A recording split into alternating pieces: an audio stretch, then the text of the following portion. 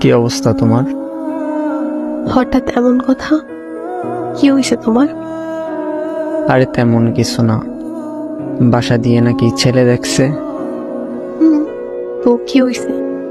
ছেলের নাকি সরকারি চাকরি আছে। থাকতে পারে, জানি না। ও আচ্ছা, তুমি এত কিছু কিভাবে জানলে? তোমার কাজিন বলছে। ও আচ্ছা, এইসব খবর ও ভালো রাখে। তোমার পরিবার তো মনে হয় রাজি। কি করবে এখন? আমাদের সম্পর্ক কি এখানেই সমাপ্তি?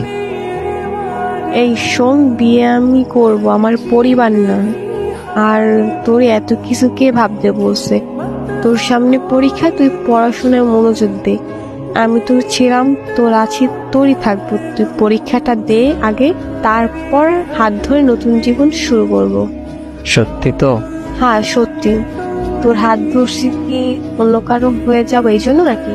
শেষ অব্দি তোর সাথে থাকবো, এটা মাথায় রাখ। পড়তে যা এখন। আচ্ছা।